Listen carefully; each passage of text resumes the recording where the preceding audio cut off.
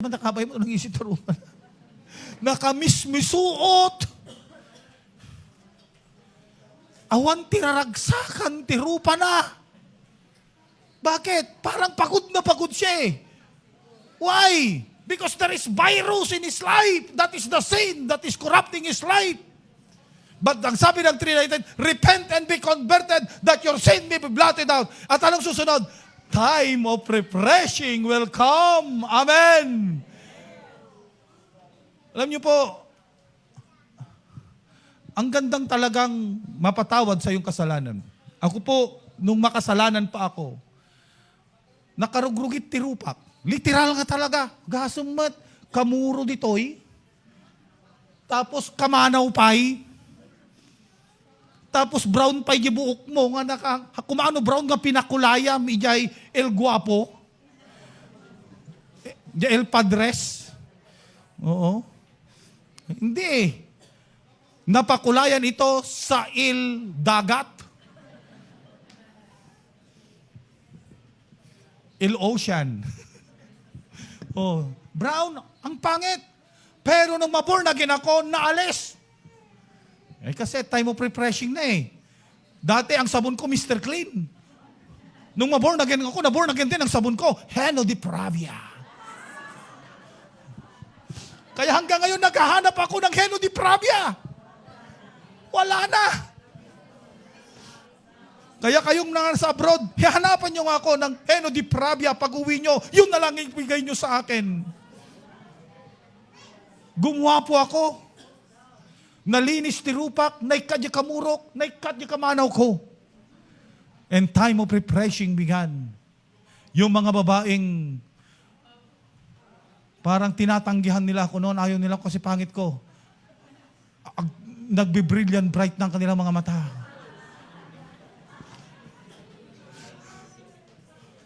See? Panginoon, refreshing shall come from the presence of the Lord. Amen. Kailan magsishine ang presence ng Panginoon at muling babalik yung system ng Panginoon sa iyo ay yung application, yung kagustuhan ng Panginoon ay parang naka-smooth sailing ang paglilingkod mo sa Diyos. Kailan? If the time of refreshing come. And when the time of refreshing come, kailan po mangyayari? When you repent from your sin. Amen. Kanya kakabsat, generally, hindi ko alam kung anong mga kasalanan pinagagawa natin.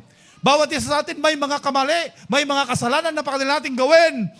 Na ito ang pumipigil sa pag-ikot ng kagustuhan ng Diyos sa ating buhay, pag-program ng Diyos sa ating buhay. Ang gawin natin, repent and let the refreshing from the presence of the Lord will come to our life. Next R. Next R. Ay, wala dyan pala. Kala ko may kwan ako. Nasanay na ako sa aking PowerPoint. Hindi ko na rin masikaso, pasensya na, hindi ko na rin masikaso gumawa ng PowerPoint ko. Sa totoo lang, hindi ko na masikasong minsan ay akbayan si misis ko. Oo. Oo. Kailangan i-manage ko yun, no? Dami. Lunes. Lunes, ako'y nasa biyar ko. Martes, ako'y nasa ECNHS. Huh? Merkules, ako'y nasa San Miguel. Oh. Dami, no?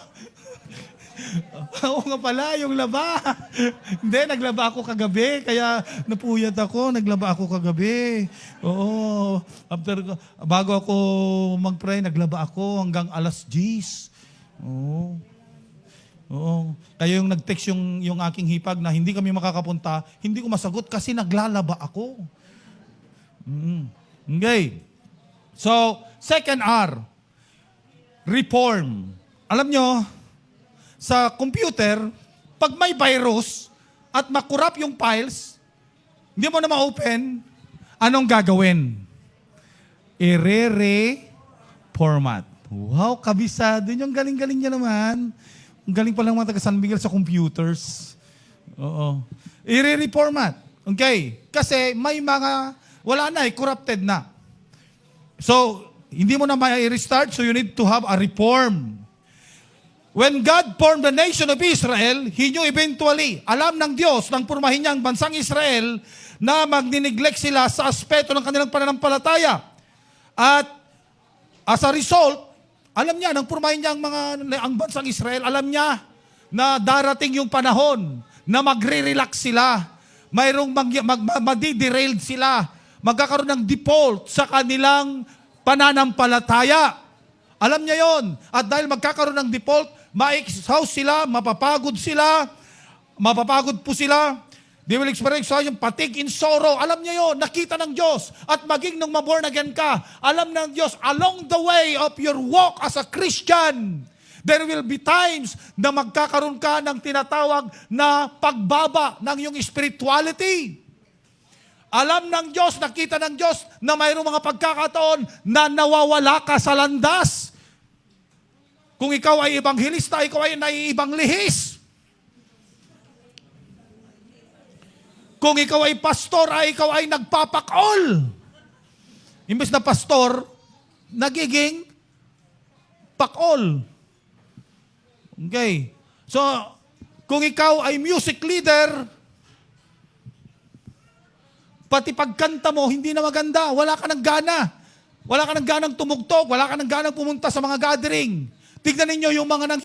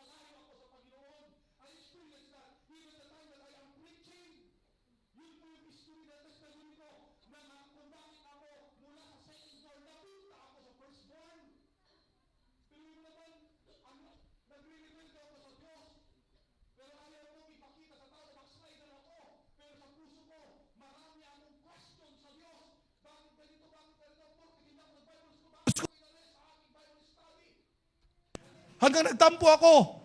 Pero ayokong bumalik sa dati. Kaya pumupunta pa rin ako sa church. I sing a song. In moment like this, tinataas ko ang kamay ko. My mentor, yun ang kaigihan pag may mentor ka. My mentor said, may nahahalata ako sa'yo. Halika, mag-refreshing tayo. Punta tayo sa Pangut Pilar Abra. Punta kami sa Pangut Pilar Abra. Eh yung pastor doon, kilala rin ako na nagpipreach. Sabi niya, oh, nandito ka pala, Mitong. Mamayang gabi, Young People Service, ikaw mag-preach. Hindi niya. Ako po ay masunurin sa aking mga pastor. Sabi ko, pastor. Nag-preach ako. I am not right with God. Away from the Lord. Nadidiriled ako. Exhausted ako spiritually. Pinag-preach ako. Di ko alam kung anong i-preach ko. Paano ba ako mag-preach sa ganitong sitwasyon ko? I open up my Bible and I read 1 Thessalonians chapter 1, verse 1 to 10. And I preach with the topic. Hindi pa naman ako humilitisan noon. Hindi ko alam ang homiletics. Basta simple lang. Hindi ko alam. Basta nilagyan ko na ng topic. Sinirmon ko, Model Church. The Model Church. Ano, binabasa ko yon habang nagsisermon ako. Ako'y naiiyak. Dahil yung sermon ko, ako ang tinatamaan. Naiiyak na rin ang kongregasyon. May luyos na mo't ngagsangsangitan. Ngumsyak, timatamtamaan. So there are times. Nakita ng Diyos yan. Sa buhay ninyo, alam nyo yung sinasabi ko. If you are Christian, really a Christian, alam nyo yung sinasabi ko. Hindi lahat nasa peak kayo ng kataasan ng inyong pananampalataya. And sometimes you are derailed because of the busyness of this world. Minsan, nawawala yung focus mo. Minsan, nawawala yung pagkamasipag mo sa pananalangin sa Panginoon. Nawawala yung kaaktibuhan mo sa pagpunta sa church. At dahil yon, kung ano-ano na ang nakikita mo. And it will affect your Christian life. Nakita yun ng Diyos nang establish niya ang Israel. At alam nyo, ang ginawa niya, to help them, God organized their entire lives around the faith and around the regulation for their faith. Inorganize niya. Binigyan niya sila ng batas. Yun yung tanong mo kanina, Brother Roger. Bakit nagkaroon ng law? Dahil makita niya ito, na-establish niya, nakita niya. So binigyan niya sila how to exercise their faith and how to regulate their faith. That's why there is a law that is given to Moses. At sa pagpunta nila sa wilderness, kahit nandun na sila sa wilderness, tignan mo, mareklamo pa rin sila. But God is making remedy so that they could exercise their faith. Ganon pa rin ginawa niya. Ganon din po sa atin. God is giving us remedies. Kung anong ginawa niya doon sa mga Israelites na na-neglect nila, they drifted away and began to neglect their spiritual life. Anong gagawin niya? God would allow exhaustion, fear, terror, stress. Lahat ng bagay, inaalaw niyo na. Alam niyo, tignan niyo, pag na-derailed ka na sa iyong pananampalataya, gaya ng mga Israelita, anong nangyayari pag na-derail sila, na-deflect sila, nanlamig sila, umalis sila sa pananampalataya? Anong ginagawa ng Diyos sa kanila? Balikan mo ang istorya ng Israel. Pag nakakalimot sila sa Panginoon, anong ginagawa ng Diyos? Inaalaw niya na magkaroon sila ng takot. Inaalaw niya na magkaroon sila ng pagkapagod. Inaalaw niya na magkaroon sila ng maraming kalaban, maraming problema, until such time that they will call again to the Lord. And sometimes even to us, He allow problems, He allow things to happen to our life so that He will renew, He will reform our faith into better faith. Purihin po ang Panginoon. Amen. Kaya huwag kang magtanong, bakit? Bakit Lord? Bakit Lord? Apay na yan po kasi gastoy. Baka along the way. Bakit ako pa? Bakit ako pa? Ang dami naman dyan. Bakit ako pa? Lord, bakit ako pang nawalan ng ganito? Nagbibigay naman ako. Bakit yung hindi nagbibigay mayroon? Bakit ako wala? Nyamot din. Isudalat ako na po. Merong mga ganon na mga reaction natin. So God allowed them. God allowed exhaustion, terror, stress, all these terrible things to come upon them for very specific purpose. Why God allowed them to travel 40 years instead of 40 days? Bakit? So that to allow them for the reformation of their life. Mga kapatid, sometimes God allowing things to happen to your life for your reformation. Purihin po ang Panginoon. Amen? Gusto kang i-reform ng Panginoon, i-reformat ka ng Panginoon. Ba gusto niyang bumalik ka, i-restart mo muli. Kaya i-reformat niya yung buhay. To put it simply, it means to get back to biblical way of doing things and living your life. Kaya't nga isubli niya po Diyos, dahil kinalaig mo kag kararag, nga nagduman na lipatamon. Gapo tay smooth sailing ti panagbiag mo. Gapo tawan ti kapadasam, malipatamon tag kararag. Gapo tawan ti problema, malipatamon tag kararag. So sometimes God allow things to happen to shake your life in order to you to remember to do what you are doing before. Purihin po ang Panginoon. Kaya it's time to reform our morning and evening prayer. It's time to reform our thanksgiving at every meal. Baka ti panagkararag ti pandangan, awan pa yan. Ni Jubed, saan si Jubed? Nawala. Sabi ko, diyan ka lang sa likuran ko. Si Jubed, siyang tagapanalangin sa kainan namin. Nanalangin siya. Itong si Jonathan sinabi niya, Jubed, sabi niya, baguhin mo naman yung prayer mo. Sabi ni Jonathan. Sabi naman ni Jubed, iyon na nga ang prayer ko, 3 taon ko ng prayer yun, bakit ko babaguhin?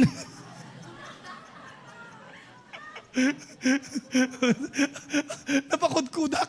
Talong at awag ka nung kararag na, namin kabaliwan na ngay.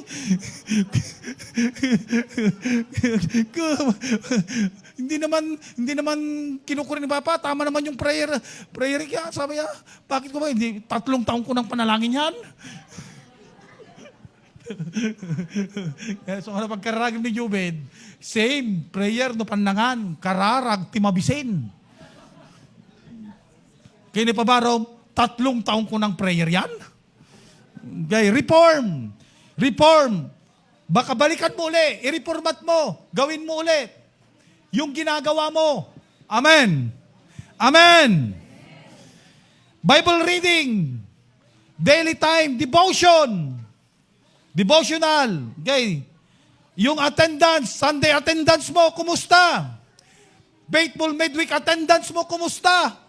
Ang dami dito. Noong 2007, ang sisipag mag-Don Watts, nasaan na kayo? Amen. Ang dami noon ang sisipag pumunta sa outreach, nasaan na kayo? Reformation will come. Please, balikan natin uli yung ating kasigasigan sa paglilingkod. Kayong mga lalaki, lalaki muna, dito na ito ibagbagang, marmarderan tayo ibabaya. Kumusta yung pagmamahal mo sa asawa mo?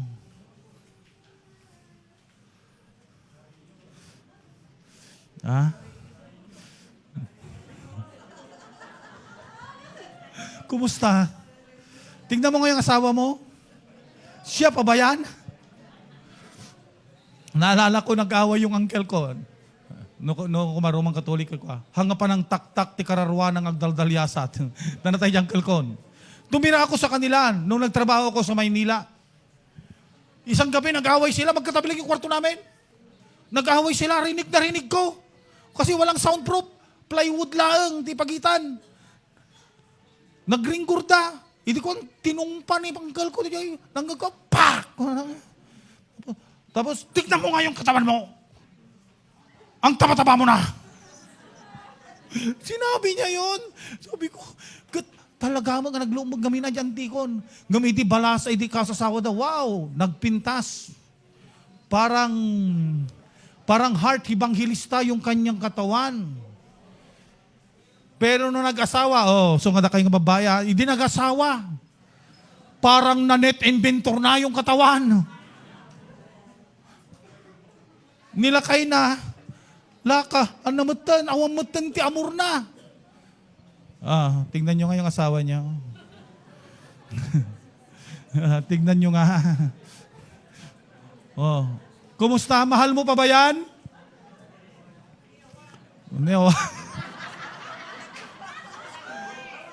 Kumusta? Mahal nyo pa ba yung asawa nyo? Nasaan na yung awit? Kahit maputi na ang buhok ko. Sabi ni Brother Eddie Boy, hindi pa naman maputi ang kanyang buhok. Okay. Kayo namang mga babae. Kumusta naman yung pagmamahal nyo sa asawa nyo?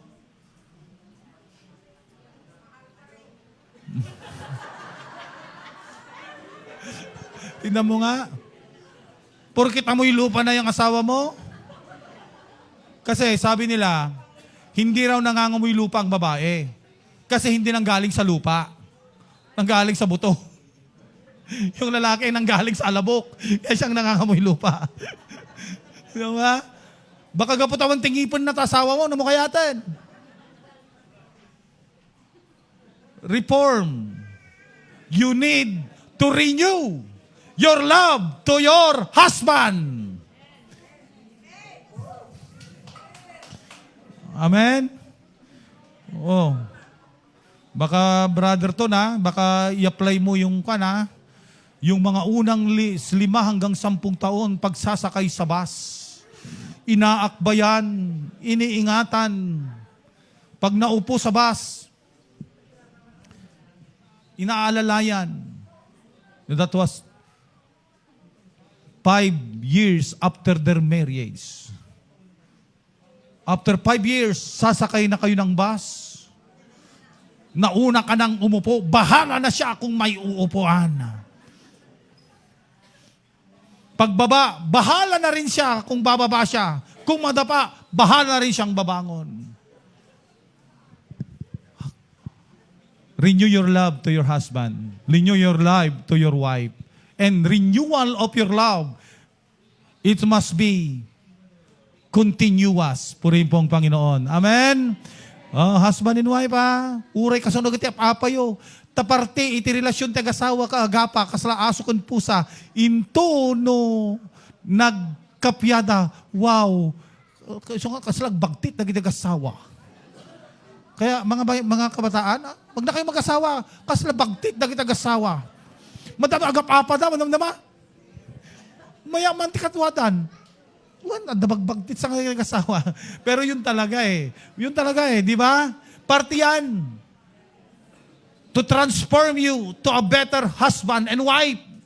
Okay. Next po, reform your love to your family. Your love to your wife as Christ loved the church, submitting to your husband. Kayong mga anak, honor your parents. Na dumawan ti respeto yun, kadagit tinaganak yun. Ibaon nyo pa yan, mama. Inawan man yan ang anak. Parang wala na tayong respeto. Kinukuman na natin ang ating mga nanay. Naalala ko po, nang ako po ay bata. Nung ibagamot ka na kitubing, di ba totoo? Pag sabi mo, nung ka may bata, noon yon, panahon ng kupong-kupong ko nadapay. Pero noon, nung bata tayo, naalala nyo, mga kabats, mga KSSS, KSSK, naalala nyo nung tayo, bata pa. Yung mata lang ang titingin sa atin. Di ba? At pag nakipag-usap tayo sa matanda, opo, dumaan tayo sa harapan ng matanda. Ngayon, anong nangyayari ngayon? Ibig bang sabihin, nagbago ang panahon, nagbago na ang pananaw sa paggalang sa mga magulang? Young people, it's time to reform. Honor your parents. Amen. Learn to obey your parents. Learn to respect them. Namtata, apaan da pa'y tinaganakdan. Nakakalungkot. Marami ng mga anak na ganyan. Sabi mo nga sa katabi mo, hindi ako yon.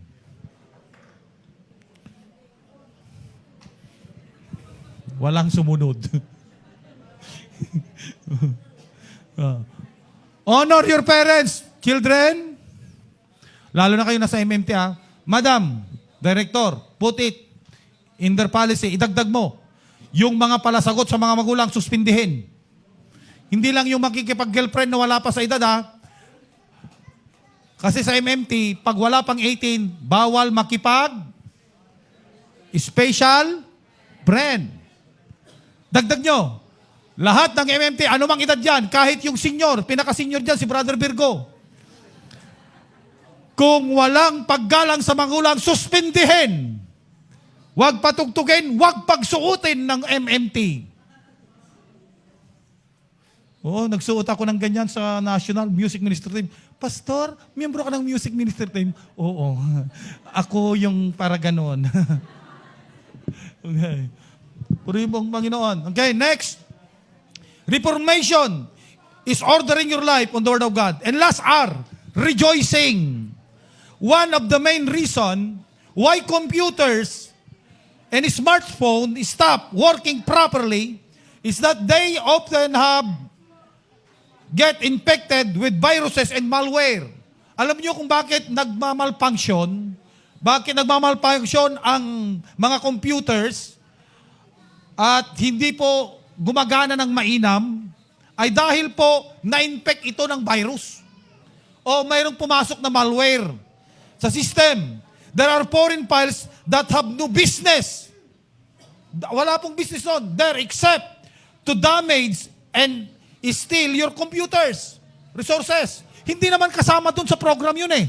Hindi kasama sa system. Kaya napakadelikado kung computer mo ay nakakonect sa internet.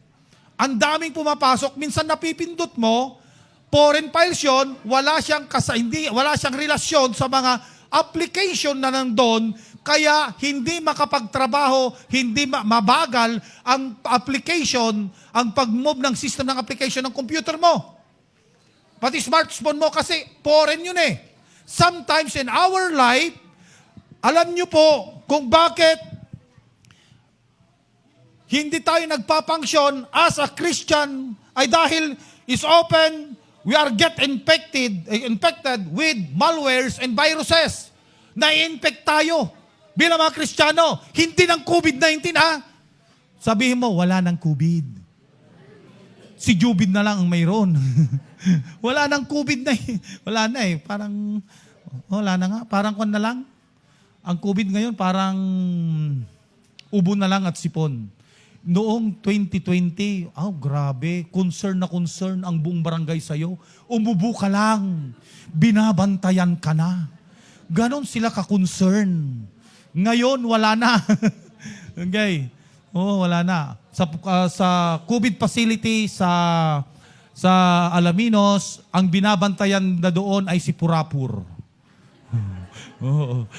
Hindi ka taga Alaminos kung hindi mo kilala si Purapur. Nahalata nyo, wala na si Purapur. Sa Jollibee at sa 7-Eleven, wala na si Purapur. Nasaan na siya ngayon? Nasa COVID facility. Nandun na siya nakatira. Binabantayan ni Sir Joel, yung board of directors namin sa co-op. Siyang tagabantay. Binabantay mo. Nakakausap ko pa nga si Purapur. Kasi wala na siyang COVID na binabantayan. Si Purapur na lang. Kaya wala na. Walang laman yung COVID facility ng Alaminos. Makikita natin na mayroong mga viruses na nagkakaroon sa atin, pumapasok sa atin. What are these viruses that corrupts our mind? Na nagpapabagal sa atin, nagpapahina sa ating mga spiritual na buhay. That needs to be na maalis. Ano yung ikatlong R? Rejoicing. Why? Bakit nananakaw yung kagalakan natin? Sabi ng Philippians chapter 4 verse 4. Anong sabi doon? Sabi mo sa katabi mo, rejoice in the Lord always. And again, I say, rejoice. Bakit hindi tayo makapag-rejoice? Bakit maraming Kristiyano walang joy? Bakit malungkot? Tignan mo ngayon katabi mo. Malungkot na kasi gutom na. Okay. Alam niyo po, marami po natin dito. Talaga pong, ano yung mga nagbibigay sa atin na nawawala yung kagalakan natin bilang Kristiyano? Worries, fears, ano pa? Situation. Philippians chapter 1, ano ang magnanakaw ng kagalakan doon? Negative situation. Philippians chapter 2, anong magnanakaw ng kagalakan doon? Mga tao sa paligid mo. Yang katabi mo, maaaring magnanakaw yan ng kagalakan mo.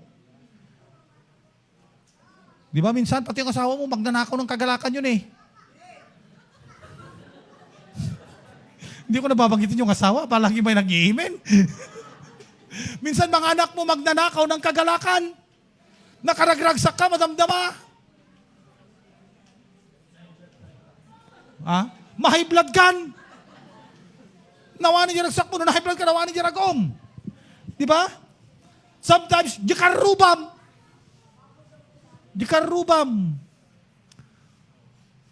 Tinmang pukaw, ti ragsak mo, gasom mo ta, agwalis ka, dahil rugit na, kaya kabila dyan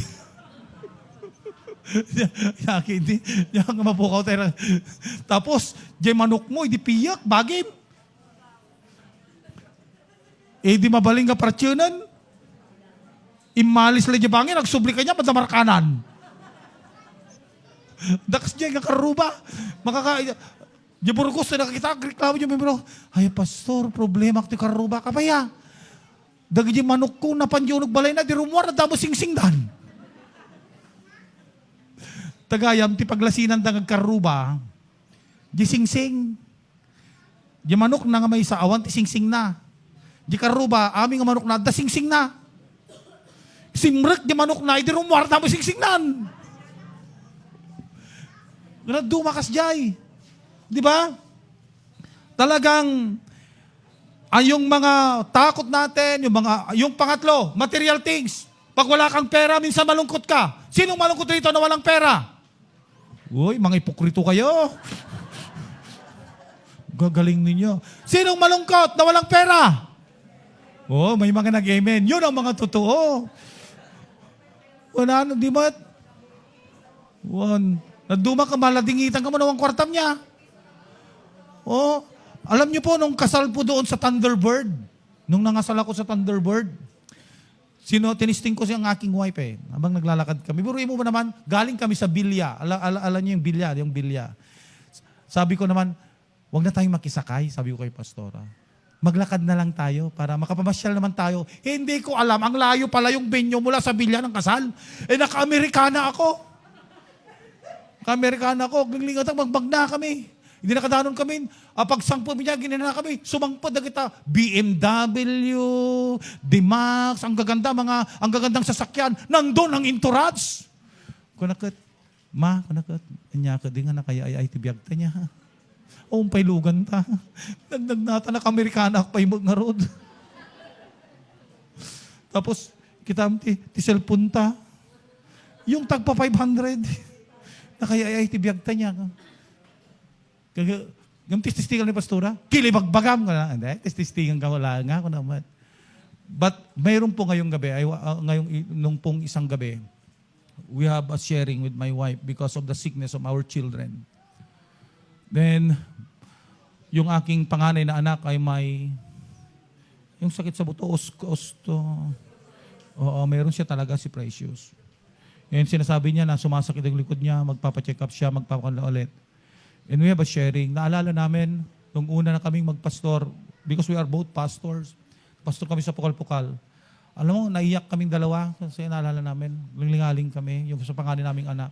Kasi nung ipanganak siya, talaga, sa Pukal-Pukal, wala ka talaga kaming financial na support na all is kind.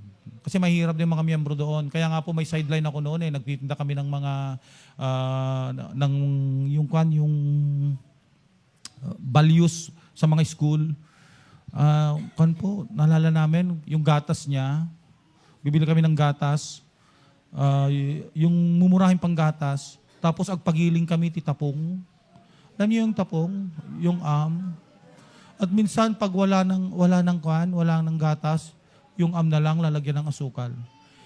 At when we research the cause is lack of calcium. Saan nanggaling yung calcium sa milk? At sabi ko, parang nagsisisi kami, sabi ko, sakripisyo talaga kumaidin, orin mututang tan. Ayaw kasi naming mangutang noon. Kasi ang sa isip ko, pastor ako, bakit? Sabi nila, I'm preaching in Pukal-Pukal, nagadisgo, tapos mangungutang ako. Para bang yun ang prinsipyo ko noon. Ayaw din namin parang humingi sa mga magulang namin na ganito-ganito. Ayaw namin umasa sa kanila. And we just trust the Lord. Pinagpipray lang namin. Alam nyo, nang makita namin yun dahil sa naniglikta, nagkamali pa. Kunak ni Pastora, nagkamalin sa timplada ta idi, yung tigat-gatas, ngayon tatakagtanak ta. Kunak ni Pastora ko, haan, kustumot? Haan, kurang sa diam na.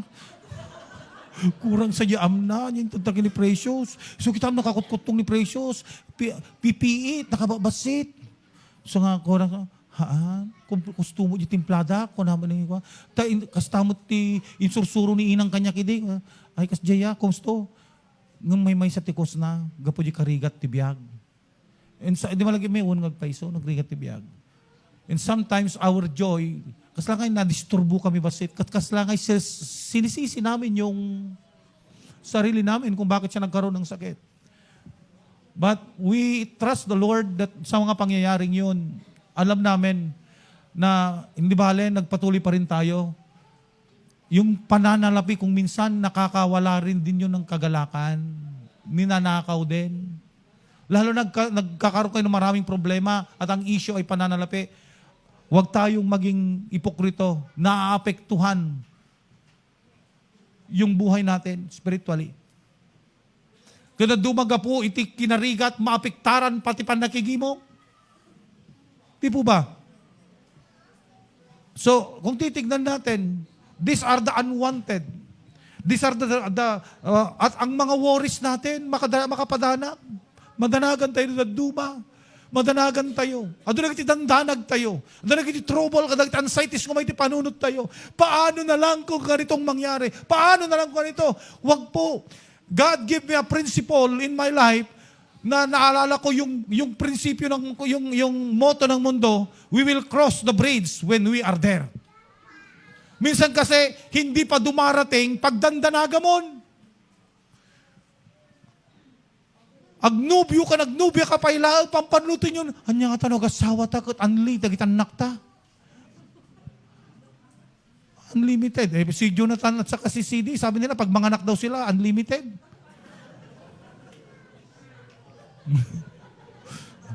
Uberti ka na kano ni Jonathan, kung 6 sa akin, gagawin niya raw 12. Biruin mo. Kasi ayaw niyang patalo. Ayaw niyang patalo sa kagwapuhan. Sabi niya, pati sa karami ng anak, ayaw niya rin patalo. Eh, sabi ko, huwag ka nang mag-asawa. Gasom, 12. Sagiinom kami na ni Brother Adanan.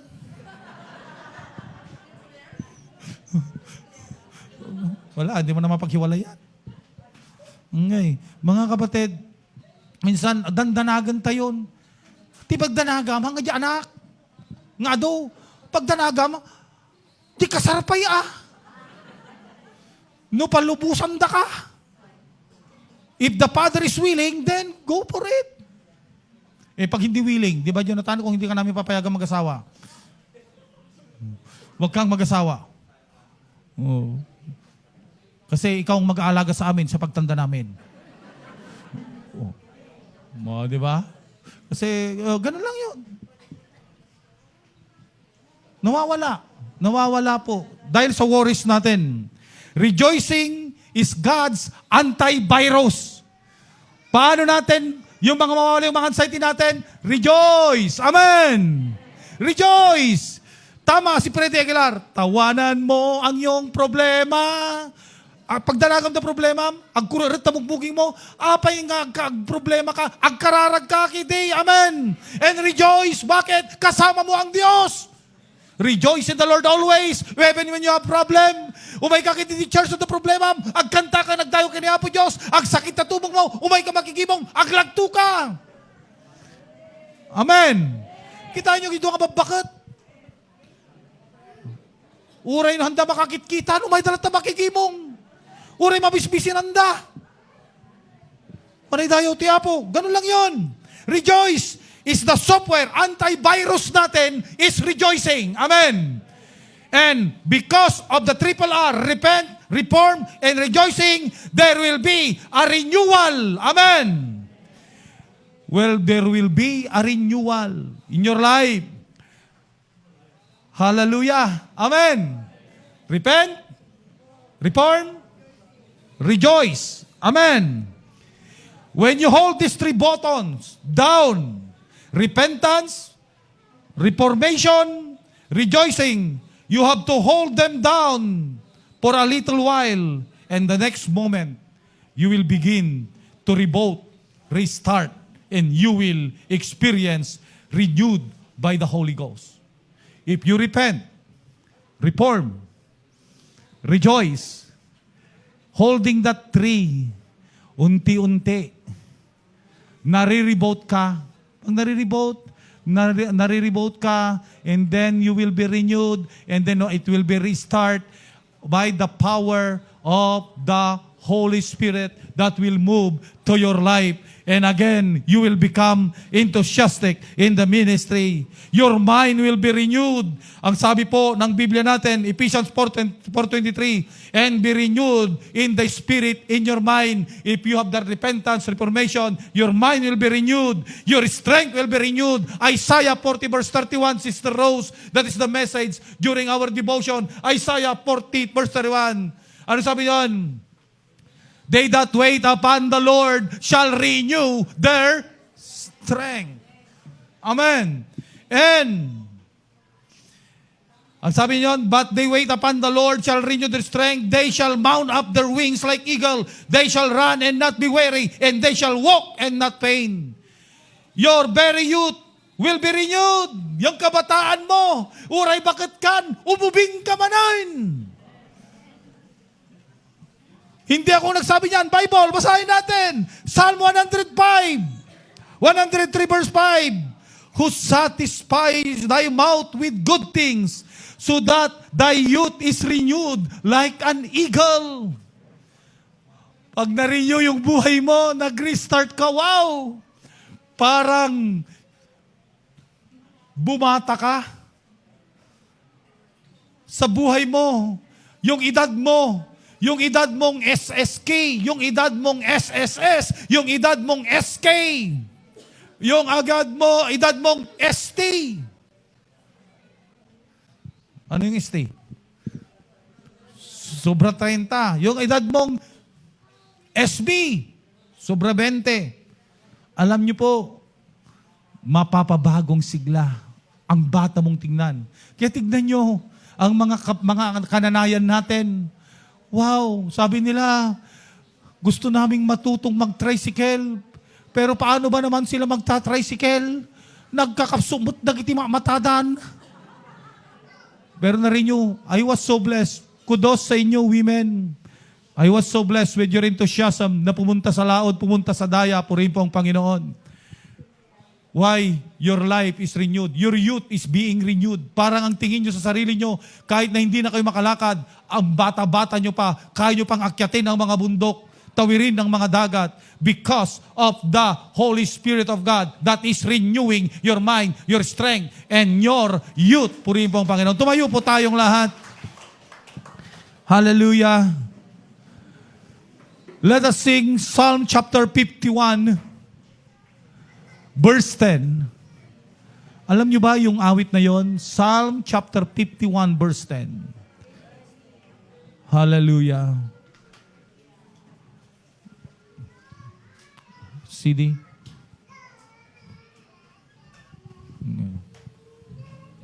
Yes, O Lord. Shall we sing it? Create in me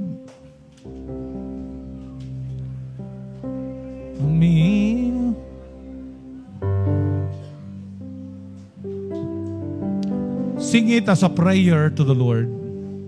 There are things to be repent. May mga bagay na dapat nating baguhin, pagsisihan. May mga dapat nating ireforma sa ating mga buhay. I-reconstruct.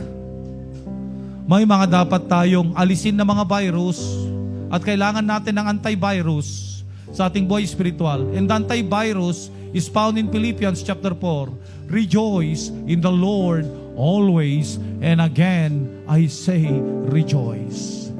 And you will be renewed. You can restart your life spiritually.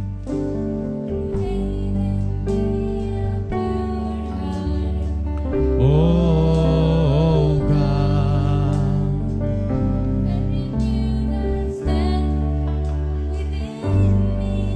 create in me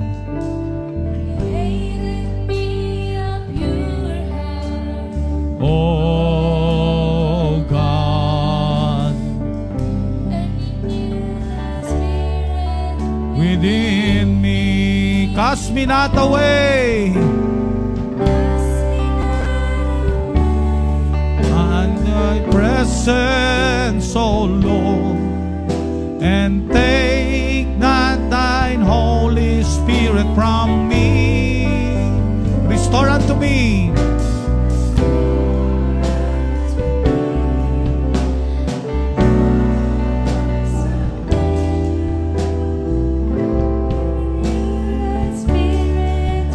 within me. For the last time, let us sing it without the instrument. Oh God, and renew right spirit within me. Sing it, create in me a clean heart. Oh God, and renew right spirit within me. Tell it to the Lord, cast me not away from thy presence, O Lord, and take not thine Holy Spirit from me. Restore unto me the joy of my salvation, and renew right spirit within me. Create in me a clean heart. Oh God, and renew right Spirit within me. Cast me not away Cast me not away from thy presence, O Lord, and take not thine Holy Spirit from me. Restore unto me the joy of my salvation, and renew right spirit and renew right spirit within me, and renew and right renew right spirit within me. Yes, Lord. And renew right spirit within me. Yan po ang panalangin ng bawat isa sa amin. Renew right spirit within us. 2023 ay mahaba-haba pong lakbayin. Sa aming paglalakbay dito sa lupa, patungo po sa iyong kaharian, Panginoon. Along the way, there are troubles. Along the way, there are challenges. Along the way, there are rough roads in our lives. But Lord, we thank you because you are with us, reminding us, Lord, that every day we must be renewed. Day by day, we must be renewed, O Lord, spiritually. Until such time that we will reach your glory. Panginoon, bigyan mo kami ng pusong laging magsisi sa anumang mga pagkakamali namin. Bigyan mo kami ng puso na matutong ireforma ang mga dapat ireformat sa amin. And Lord, give us the spirit of rejoicing always to counter the viruses that comes to our spiritual life, such as worries, negative situation, people around us, and material things that want to steal our joy. And even the devil himself who came to steal, to destroy, and to kill. Thank you, Lord, for you are with us. You give us life, and life abundantly. And that life is full of joy, full of peace, full of satisfaction. Lord, help us to walk in that way. Kahit may mga pagkakataon na nadiderailed kami, nalilihis kami, salamat dahil nandiyan ka na magbabalik sa amin sa iyong daan. At gaya ng aming inawit, create in us a clean heart and renew right spirit within us, Lord. And restore unto us the joy na nawawala pag kami po'y nagkakasala. Salamat po, Panginoon, sa mensahe mo ngayon. Lord, we will remember your goodness. We will refocus on our love to you, our waiting to you, and we will focus on your timetable. And Lord, we renew our life day by day until we reach your glory. Thank you, Lord, for your message. We give you all the glory, the honor, and the praises. In Jesus' name, and in Jesus' name. Shall we sing for the last time as we close this? And may I ask Pastor Chris to pronounce the benediction. Create in me a clean heart, oh God, and renew right spirit within me. Create in me a clean heart, oh God, and renew right spirit within me.